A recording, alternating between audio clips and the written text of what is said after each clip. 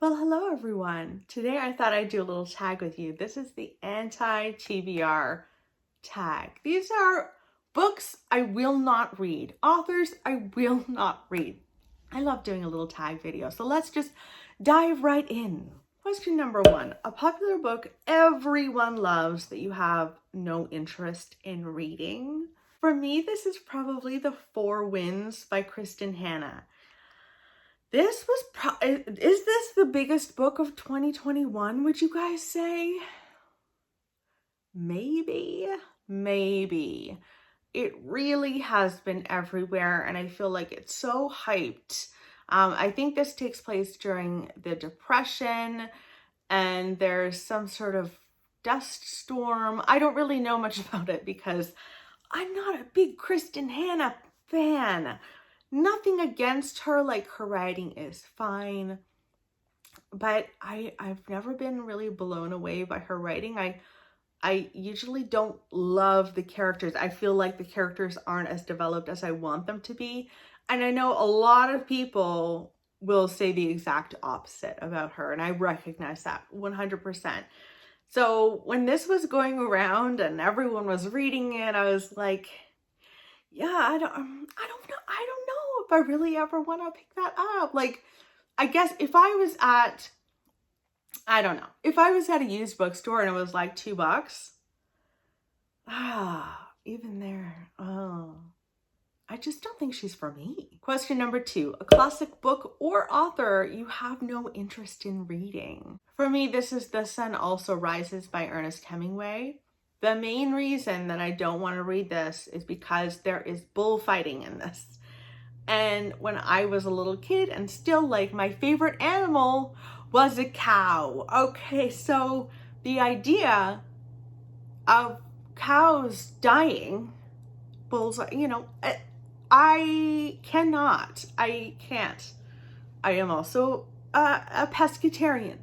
So I don't think I could read this book. Like, even in horror books, if there's an animal that dies, I have a really hard time with that. People dying, no problem, not a problem.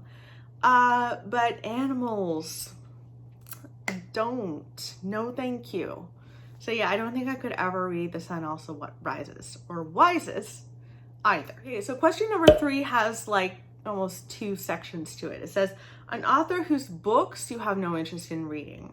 And then it says 3.2, a problematic author whose books you have no interest in reading. So I'm going to answer them together. It says you can answer them separate or together. I'm going all in with J.K. Rowling. Oh, she has really hurt a lot of people. And yeah, it's very hard because I do understand the position, the argument that an author should not have to think about anything but the artwork itself, the writing, the book, whatever itself. However, she has been very problematic with the LGBTQ plus community. She created a story. Her last book that she came out with has a trans character as the main villain, and she's just on repeat been problematic to the trans community. And you know, I just find it really hard because, like, so many people were raised with Harry Potter. Like, that was their childhood. And many of those people are gay, are trans, and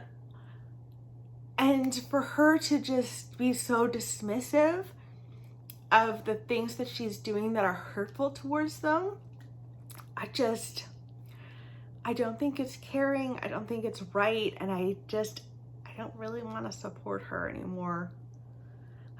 Yeah, it's just been a hard one. I know that I think a lot of people are on both sides of this discussion, but it just really has upset me. So yeah, JK, I just don't really want to read her anymore. Question number 4. An author who you've read a couple of their books from and have just realized they are not for you. For me, this is Kate Quinn. I could also have said KRISTIN Hanna, I guess, but Kate Quinn for sure is not for me. Like with KRISTIN Hanna, I feel like maybe I'll read her again. But Kate Quinn, I'm like, absolutely not. And again, so unpopular an opinion with any of my historical fiction readers out there. Like, I know a lot of you guys absolutely love Kate Quinn and like read her, absolutely, but for me, she just drives me insane. I find the stories that she writes are so interesting. Like the concepts are awesome. Every time I hear a synopsis for one of her books, I'm like, oh my gosh, put that in my hands right now. But then I remember that the characters that she writes to me are so flat and surface level and one-dimensional that I just know that I'm going to hate it. There's also this tendency for characters to have like certain phrases that they'll use on repeat so repeatedly that they seem even more one-dimensional. And I hate the phrase. By the end of the book, I'm always so angry at the phrase that like it actually annoys me. Her writing annoys me. Okay, I'm gonna stop and move on to the next question because I'm getting mad. Question 5. A genre. Sorry, I'm looking down to look at the questions on my laptop. A genre you have no interest in, or a genre you tried and couldn't get into. For me, that's romance. And I've repeatedly told you guys, I have no heart. I don't have a heart. I don't know what happened to me, but it's not there. And when I read romance, and I really try, guys, like I genuinely, probably at least twice a year, I give it a go, just in case. It's not there. Now, I can read Jane Austen romances. I read The Other Bennett Sister, and there's romance in there. I loved that. But straight up, the romance genre, nope. I can't do it. I get so annoyed and bored. And like, I get cringy with the sex scenes. If I'm, so I know I need to just let it go. This desire to read romance, I need to let it go. Question number 6, a book that you have bought but have never read or don't want to read. So it also says this can be a book that you have unhauled, returned to the library unread. So I have a whole series of books. When I first started BookTube, which feels like 10 million years ago, I bought every Philippa Gregory book out there. Like, I would go out to different used book sales everywhere and collect, and I had the whole thing, the whole series that she had created. And she writes books about like the royals back in like the Tudor time and before the Tudor time. I had it all. And I read The Other Boleyn Girl. I started there, and no, I didn't read that. I read Three Sisters, Three Queens, and I hated it. That's what it was. And yeah, I really didn't like it. I found it repetitive and incredibly slow. And so I unhauled all of those books, and I am so glad that I bought them all used, because otherwise it would have been hundreds of dollars wasted.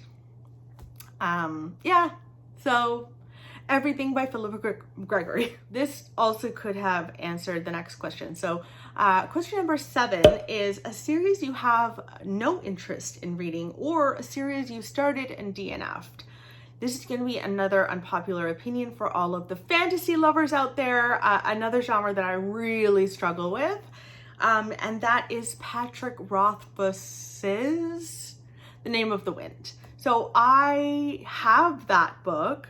I started that book, was not enjoying it, had a miscarriage while reading it. And now whenever I think about that book, I think about having a miscarriage. That's not the reason that I don't want to read it, but that definitely taints it. And I just could not get into it. I was not enjoying it. So I think I'm just gonna say goodbye to that. What are you gonna do? Sometimes you just can't like everything. Question number 8, and the last question, is a new release you have no interest in reading.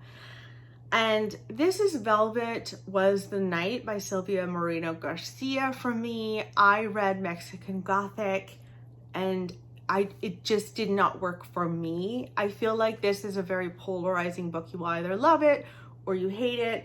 I didn't hate it, but it really didn't do anything for me, and I just didn't like the writing. I wanted it to be so much more atmospheric than it actually was. So I just don't think she's for me. So Velvet Was the Night has recently come out, I think, and there was no interest on my end to pick it up.